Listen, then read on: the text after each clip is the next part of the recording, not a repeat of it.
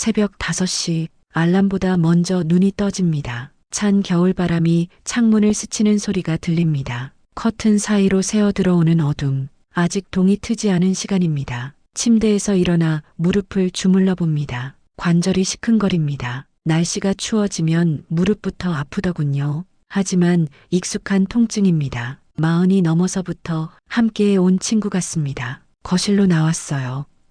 어둠 속에서도 익숙한 동선. 50년을 산 집입니다. 눈을 감고도 걸을 수 있죠. 부엌불을 켭니다. 부엌에는 배추 특유의 신선한 향이 가득합니다. 어제 장을 봐서 쌓아둔 배추들 20포기가 넘습니다. 김영자 68. 이소는 50년 넘게 이 집안의 겨울을 책임져 왔습니다. 매년 이맘때면 김장이었습니다. 28배 시집와서 처음 김장을 할 때가 생각납니다. 시어머니 옆에서 서툴게 배추를 다듬던 손, 이것도 못하냐는 핀잔, 양념이 싱겁다고 혀를 차던 시아버지, 그래도 포기하지 않았습니다. 이듬해에는 조금 나아졌고 그 다음 해에는 더 나아졌습니다. 10년이 지나자 동네에서 제 김치 맛을 알아주기 시작했습니다. 영자 씨네 김치가 제일 맛있어. 그 말 한마디가 얼마나 기뻤는지 모릅니다. 배추를 절이고 양념을 만들고 항아리에 정성껏 담아내는 일,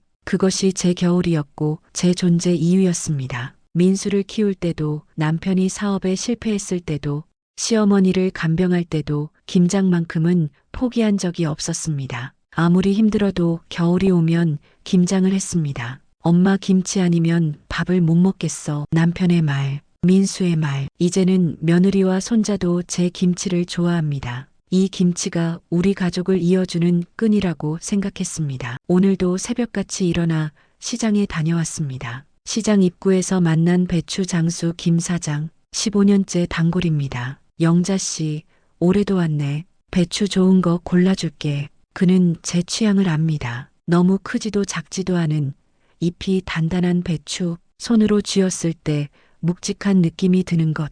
배추 20포기, 무 10개, 파 한 단, 마늘 2망, 생강 한 봉지, 익숙한 무게감을 손으로 가늠하며 하나하나 골랐습니다. 집까지 택시를 타고 왔습니다. 옛날에는 버스를 타고 몇 번이고 날랐는데 이제는 그럴 힘이 없습니다. 짐을 부엌에 들여놓고 한숨 돌립니다. 허리가 뻐근합니다. 하지만 뿌듯합니다. 올해도 좋은 배추를 구했다는 안도감. 부엌 싱크대 앞에 서서 배추를 다듬습니다. 낡은 앞치마를 두릅니다. 얼룩투성이 앞치마, 김치 양념, 국 끓인 자국, 기름 튄 흔적.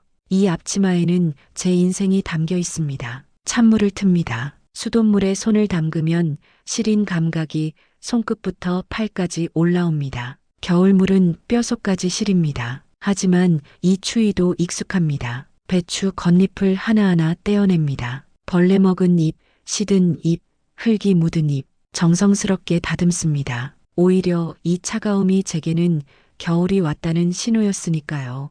이 차가운 물에 손을 담그는 순간 올해도 무사히 김장철이 왔구나 싶어 감사한 마음이 들곤 했습니다. 칼로 배추 밑둥을 자릅니다. 똑똑, 익숙한 소리. 이 소리를 50년 동안 들어왔습니다. 창밖으로 해가 뜹니다. 겨울 아침 햇살이 부엌으로 비쳐 들어옵니다. 배추잎에 반사되는 빛, 아름답습니다. 올해도 잘 담가야지. 마음속으로 다짐합니다. 거실에서 소리가 들립니다. 할머니, 손자 준호가 일어났나 봅니다. 잠옷 차림으로 뛰어나옵니다. 할머니, 배추다. 배추 많다. 그래, 할머니가 김장할 거야. 우와, 김치 좋아. 준호가 장난감 자동차를 가지고 놉니다. 부르릉, 할머니, 저 봐요.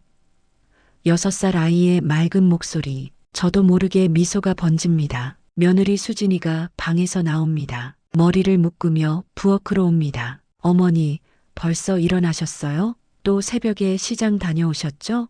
응, 배추 좋은 거 샀어. 며느리가 냉장고 문을 열고 닫습니다. 우유를 꺼내고 준호 아침 준비를 합니다. 설거지를 하고 전화 통화를 하고 분주하게 움직입니다. 요즘 며느리는 전보다 훨씬 바빠 보입니다. 회사 일도 많고 준호 육아도 있고 피곤한 기색이 역력합니다. 어머니, 수진이가 제 옆으로 다가옵니다. 평소보다 조심스러운 목소리입니다. 뭔가 말하기 힘든 걸 꺼내려는 듯한 톤. 제 손이 멈춥니다. 며느리의 표정을 봅니다. 미안하면서도 단호한 표정. 어머니, 올해는 김장 안 하셔도 될 것 같아요. 응, 이제 저희가 알아서 할게요. 어머니, 너무 힘드시잖아요. 손에 쥐고 있던 칼이 멈춥니다. 또 배추 한 잎이 싱크대에 떨어지는 소리가 유난히 크게 들립니다. 제 목소리가 떨립니다. 요즘 마트에도 김치 종류가 많고 괜찮은 거 많더라고요. 굳이 어머니가 이렇게 힘들게 하실 필요 없어요. 연세도 있으시고 허리도 안 좋으시잖아요. 며느리의 목소리는 다정합니다. 분명 배려하는 마음에서 나온 말일 겁니다. 하지만 제 가슴 한쪽이 무너지는 것 같습니다. 내가 김장 안 해? 네. 이제 편히 쉬세요. 저희가 다 할게요. 며느리는 미소를 짓습니다. 착한 며느리입니다. 효심도 깊고 성격도 좋습니다. 분명 제 건강을 걱정해서 한 말일 겁니다. 하지만 왜 이렇게 가슴이 아픈 걸까요? 그래, 알았어. 제 목소리가 작아집니다. 며느리는 제 어깨를 토닥이고 거실로 갑니다. 준호를 데리고 유치원 갈 준비를 합니다. 저는 그 자리에 서 있습니다. 칼을 든 채로. 이제 내가 필요 없다는 뜻인가? 손을 씻습니다. 찬물에 손을 헹구는데 물이 유난히 차갑게 느껴져요. 거울을 봤어요.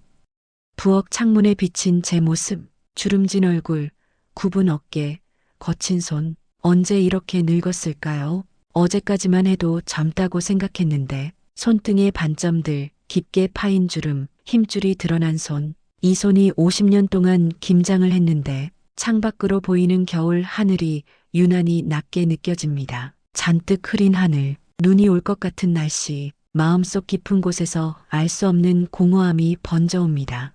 허전함, 상실감, 슬픔, 배추를 바라봅니다. 아직 절이지도 않은 초록빛 배추들, 싱싱하고 생기 넘치는 배추들, 마치 제 인생처럼 아직 할 일이 남아있는데 멈춰버린 것 같습니다. 부엌 창가에 걸린 낡은 앞치마, 50년 함께한 친구, 이제 그것도 필요 없게 되는 걸까요? 눈물이 핑 돕니다. 하지만 흘리지 않습니다. 거실에서 준호의 웃음소리가 들립니다. 며느리가 준호 옷을 입히며 웃고 있습니다. 나 없어도 잘 지내겠구나. 그 생각이 가슴을 찌릅니다. 사흘이 지났습니다. 배추는 여전히 부엌 한쪽에 쌓여 있습니다. 하지만 이제 예전 같지 않습니다. 잎끝이 누렇게 변하기 시작했습니다. 싱싱했던 초록빛이 점점 생기를 잃어갑니다. 배추 특유의 신선한 향도 약해졌습니다. 아침마다 부엌에 나올 때마다 배추를 봅니다. 그리고 죄책감이 밀려옵니다. 미안해. 정말 미안해.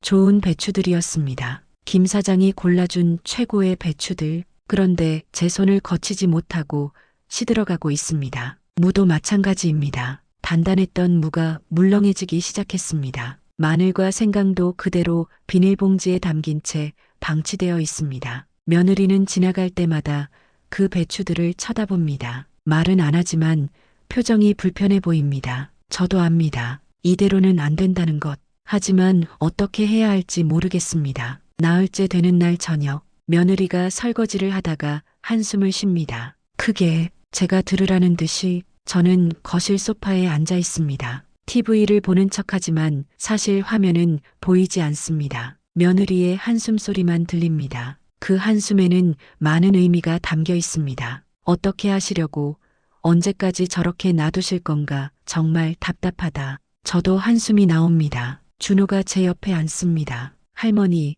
오늘도 김치 안 만들어요? 응, 왜요? 할머니 김치가 제일 맛있는데. 순수한 질문. 하지만 그 질문이 제 가슴을 찌릅니다. 할머니가 이제 늙어서 그래. 할머니 안 늙었어요. 우리 할머니 짱이에요. 준호가 제 팔을 안습니다. 따뜻한 온기, 눈물이 핑 돕니다. 하지만 참습니다. 닷새째 되는 저녁, 며느리가 조심스럽게 하지만 단호하게 말합니다. 어머니, 제 심장이 쿵 내려앉습니다. 뭔가 큰일이 일어날 것 같은 예감. 배추 좀 치워주시면 안 될까요? 자리를 너무 많이 차지해서 이제 냄새도 나기 시작하고 순간 머리끝까지 화가 치밀어 오릅니다. 내가 김장하려고 산 건데 왜 치워? 목소리가 떨립니다. 50년 동안 쌓인 무언가가 폭발하려고 합니다. 어머니 하실 거면 하시고 안 하실 거면 치우셔야죠. 그냥 놔두시면 어떡해요. 부엌이 좁은데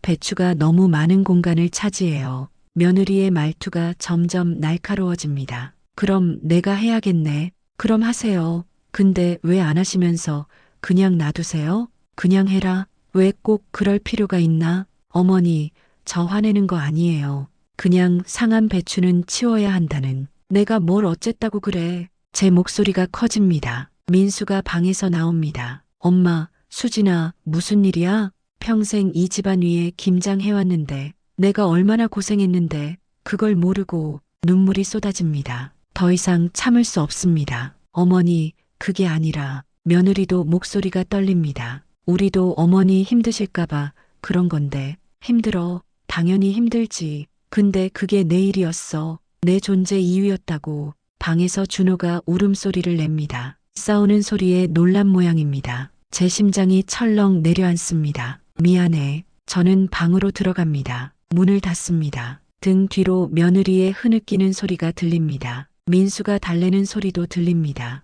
침대에 주저앉습니다. 손이 떨립니다. 온몸이 떨립니다. 내가 뭘 한 거지? 낡은 앞치마를 바라봅니다. 옷장 구석에 걸려있는 앞치마. 얼룩 하나하나에 추억이 배어 있습니다. 고춧가루 얼룩, 간장 얼룩, 기름 튄 자국, 김치 양념 묻은 흔적. 이 앞치마와 함께한 시간들. 28배 시집와서 68이 된 지금까지 40년, 아니 50년에 가까운 시간을 이 집안을 위해 살았습니다. 김장, 장아찌, 밥, 빨래, 청소, 끝없이 반복되는 일상. 그것이 제 전부였습니다. 제 정체성이었습니다. 제 존재 이유였습니다. 거울을 봅니다. 피곤한 얼굴, 붉게 충혈된 눈, 흐트러진 머리, 주름투성이 얼굴. 나는 누구지? 김영자, 민수 엄마, 준호 할머니, 민수 아빠 마누라. 제 이름조차 오랫동안 불러본 적이 없습니다. 병원에 갈 때 환자 보호자세요? 은행에 갈 때 예금주 성함이 김영자입니다. 그때만 제 이름을 부릅니다. 그 외에는 어머니, 엄마, 할머니. 제 이름은 사라지고 역할만 남았습니다. 나는 나를 위해 산 적이 있나? 20살 때 꿈꿨던 것들. 선생님이 되고 싶었습니다. 아이들을 가르치고 싶었습니다. 하지만 28배 중매 결혼, 시집, 시어머니, 아이, 가사, 그리고 50년. 꿈은 어디로 갔을까요? 저는 어디로 갔을까요? 창밖에 비가 내립니다. 겨울비, 차갑고 쓸쓸한 빗소리가 창문을 두드립니다. 비 오는 소리를 들으며 침대에 누워 천장을 바라봅니다. 마음속 깊은 곳에서 한 가지 결심이 솟아오릅니다. 내가 내 마음을 지켜야 한다. 이제는 알겠습니다. 며느리가 나쁜 사람이 아니라는 것. 민수도 준호도 다들 착한 사람들입니다. 하지만 문제는 저입니다. 저는 평생 다른 사람을 위해 살았습니다. 남편, 시어머니, 아들, 며느리, 손자. 제 마음은 어디에 있었을까요? 이대로는 안 돼. 눈물이 흐릅니다. 이번에는 참지 않습니다. 흐르는 대로 둡니다. 오랫동안 억눌렀던 슬픔, 분노, 좌절, 외로움. 모든 감정이 눈물로 쏟아져 나옵니다. 베개가 젖습니다. 하지만 괜찮습니다. 울고 나니 조금 후련합니다. 창밖에 비가 점점 세집니다. 천둥 소리가 들립니다. 마치 제 마음을 대변하는 것 같습니다. 그리고 그 빗속에서 한 가지 결심이 확고해집니다. 나를 위해 살자. 이제는 나를 존중하자. 비록 늦었지만 아직 늦지 않았습니다. 68. 아직 살 날이 많이 남았습니다. 이제부터는 김영자로 살겠습니다. 누군가의 엄마도 며느리도 할머니도 아닌 오직 나 김영자로. 다음 날 아침 집안은 이상하게 조용합니다. 민수는 일찍 출근했습니다. 며느리는 준호를 유치원에 데려다주고 나갔습니다. 저는 혼자 남았습니다. 거실 소파에 앉아 있습니다. 움직일 힘이 없습니다. 어젯밤 일이 계속 머릿속을 맴돕니다. 며느리에게 소리 지른 것, 준호가 울던 소리, 민수의 당황한 표정. 내가 너무 심했나? 하지만 동시에 억울합니다. 나도 사람인데, 내 감정도 있는데. 부엌을 봅니다. 배추는 여전히 그 자리에 있습니다. 이제 거의 다 시들었습니다. 저걸 어떻게 하지? 일어나서 부엌으로 갑니다. 배추를 만져봅니다. 잎이 축 늘어져 있습니다. 미안해. 배추에게 또 사과합니다. 비닐봉지를 꺼냅니다. 배추를 하나씩 봉지에 담습니다. 버려야 합니다. 더 이상 쓸 수 없습니다. 눈물이 또 납니다. 배추를 버리는 게 아니라 제 인생 일부를 버리는 것 같습니다.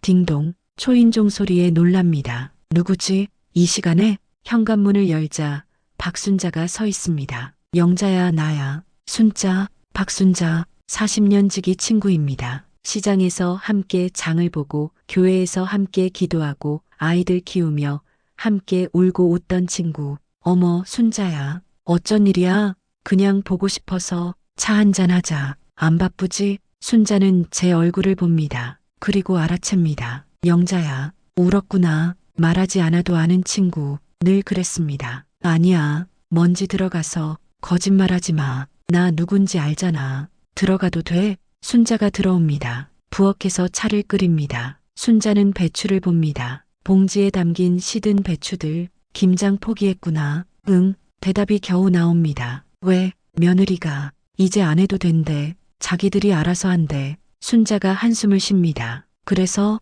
나 화냈어. 어젯밤에 며느리한테 소리 질렀어. 차를 따릅니다. 따뜻한 김이 올라옵니다. 둘은 차를 마시며 침묵합니다. 순자는 재촉하지 않습니다. 그냥 제 옆에 앉아 있습니다. 그 존재만으로도 위로가 됩니다. 영자야. 순자가 입을 엽니다. 나도 비슷한 경험 있어. 응? 3년 전 내가 팔순 잔치 준비하고 있을 때 딸애가 그러더라. 엄마, 이제 그만해. 우리가 다 할게 그러더라고. 순자의 눈빛이 먼 곳을 봅니다. 그때 나도 너처럼 기분이 이상하더라. 고맙기도 하고 서운하기도 하고 내가 쓸모 없어진 것 같기도 하고. 그래서 어떻게 했어? 나도 화냈지. 소리 질렀어. 내가 평생 뭐 했는데 하면서 순자가 쓴웃음을 짓습니다. 근데 알았어. 문제는 딸애가 아니라 나였다는 걸. 무슨 뜻이야? 나는 평생 엄마, 아내, 며느리로만 살았어. 내가 누군지 몰랐어. 순자가 제 손을 잡습니다. 영자야, 너 너무 오래 참았어. 평생 가족 위에 살았잖아. 하지만 이제 좀 쉬어도 돼. 내가 해야 할 일이 아니야. 내가 하고 싶을 때 하는 거지. 순자의 말 한마디 한마디가 제 마음을 흔듭니다. 가족들이 날 필요로 하지 않으면 나는 뭐야? 내가 내 자신이지. 가족 때문에 존재하는 게 아니라 내가 있어서 가족이 있는 거야. 눈물이 또 쏟아집니다. 나는 말이 안 나옵니다. 목이 메입니다. 순자가 제 등을 토닥입니다. 울어도 돼. 50년 참은 거 다 울어. 그 말에 더 이상 참을 수 없습니다. 소리 내어옵니다. 어린아이처럼. 순자는 아무 말 없이 제 등을 쓰다듬습니다. 오랜 시간이 흘렀습니다. 얼마나 울었는지 모릅니다. 울고 나니 조금 후련합니다. 고마워, 순자야. 뭐가? 우리 40년 친군데. 순자가 미소 짓습니다. 영자야, 나 제안 하나 할게. 응? 너 혼자 잠깐 떨어져 있어봐. 가족들한테서. 뭐? 내 말 들어봐. 며칠이라도 좋으니까 혼자 있는 시간 가져봐. 조용한 곳에서. 하지만 준호는, 민수는 괜찮아. 며칠 동안 잘 지낼 거야. 그리고 너도 필요해. 혼자만의 시간이. 순자의 눈빛이 진지합니다. 가족들도 알게 될 거야. 내가 얼마나 소중한 사람인지, 내가 없으면 얼마나 불편한지. 그래도 죄책감이 올라옵니다. 내가 집을 떠나면 어떡하지? 준호는, 민수는, 수진이는. 순자는 제 고민을 읽은 듯 말합니다. 영자야, 내가 없으면 안 되는 게 아니라 내가 있어서 감사한 거야. 그 차이를 알아야 해. 그 말이 가슴에 꽂힙니다. 생각해봐. 조용히. 순자가 일어섭니다. 나간다. 너 쉬어. 그리고 전화해. 결정하면. 순자가 현관문을 나섭니다. 혼자 남았습니다. 창밖을 봅니다. 눈이 내립니다. 첫눈입니다. 하얀 눈송이가 조용히 천천히 내려앉습니다. 세상이 하얗게 물들어갑니다. 차를 마시며 눈을 바라봅니다. 처음으로 마음이 조금 편안해집니다. 순자의 말이 머릿속을 맴돕니다. 내가 있어서 감사한 거야. 내가 내 자신이지. 혼자만의 시간이 필요해. 눈은 계속 내립니다. 그 하얀 눈을 바라보며 저는 생각합니다. 그래, 잠시 떨어져 있어 볼까? 마음속 어딘가에서 작은 용기가 싹 틉니다. 며칠 동안 창밖을 바라보며 생각했습니다. 이대로는 안 돼. 나는 나 자신을 위해 살아야 한다. 오랫동안 다른 사람을 위해 살았습니다. 남편, 아들, 며느리, 손자 모두를 챙기느라 제 마음은 묻어두고 살았습니다. 손에 쥔 찻잔을 바라봅니다. 따뜻한 차가 손끝을 데우지만 마음은 여전히 얼어붙은 듯 차갑습니다. 내가 없으면 가족이 불편할까? 머릿속에는 걱정과 두려움이 교차합니다. 하지만 동시에 묘하게 설레는 마음도 있습니다. 동네에서 멀지 않은 작은 원룸을 알아보기 시작했습니다. 작은 공간이면 충분하다. 나만의 공간이면 된다. 인터넷으로 매물을 살펴보며 마음이 두근거립니다.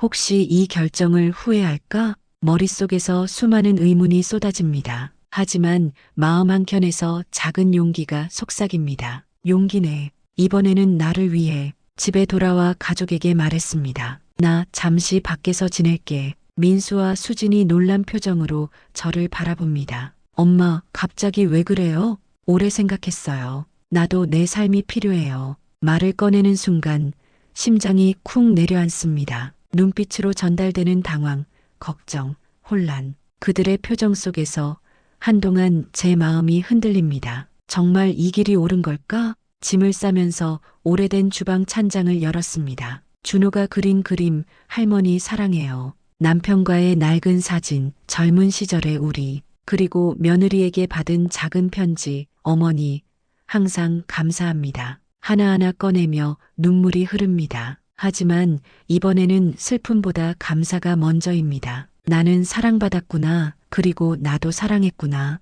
오랫동안 묻어두었던 감정이 파도처럼 몰려옵니다. 작은 집에 도착합니다. 빈 방, 작은 창문, 햇살 한 줌. 첫 발을 들이는 순간 자유라는 단어가 머릿속을 스칩니다. 이 공간은 나만의 것이구나. 짐을 풀며 생각합니다. 나는 가족을 위해 살아왔어. 하지만 이제부터는 나를 위해 살겠어. 책상 위에 차를 올리고 창밖을 바라봅니다. 석양빛이 오렌지빛으로 물드는 하늘. 마치 제 마음속 긴 겨울이 끝나고 새로운 봄이 찾아온 듯합니다. 하지만 마음 한켠에는 불안이 남습니다. 민수는, 수진이는, 준호는 내가 없으면 괜찮을까? 가끔 전화기를 잡았다 놓습니다. 혼자 있는 시간이 즐겁기도 하지만 동시에 죄책감이 스며듭니다. 그럼에도 불구하고 마음 한구석에서는 확신이 있습니다. 나는 나를 위해 살아야 해. 그래야 더 건강하게, 더 행복하게 가족에게 돌아갈 수 있어.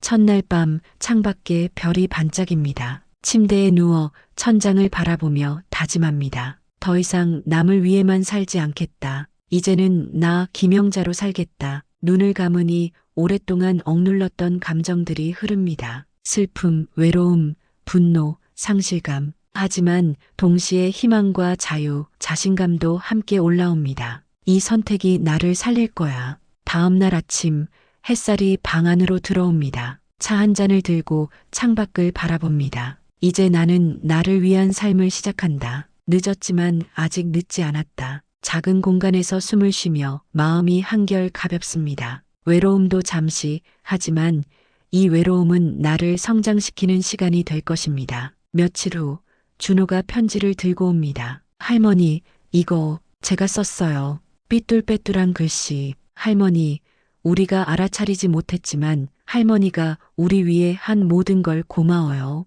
사랑해요. 눈물이 주르르 흐릅니다. 민수와 수진도 찾아옵니다. 어색하지만 진심 어린 사과. 엄마, 저희가 미처 몰랐어요. 이제 저는 가끔 집에 갑니다. 손자와 놀아주고 가족과 저녁을 먹고 다시 제 공간으로 돌아옵니다. 올해 김장은 결국 함께 했습니다. 하지만 이번엔 달랐습니다. 제가 원해서 즐겁게 가족들과 함께 창문을 열고 겨울 햇살을 맞습니다. 배추 냄새는 여전히 제 기억 속에 있습니다. 하지만 이제 그것은 의무가 아닌 사랑의 상징입니다. 마지막으로 마음속으로 말합니다. 이제 나도 행복해도 되겠지.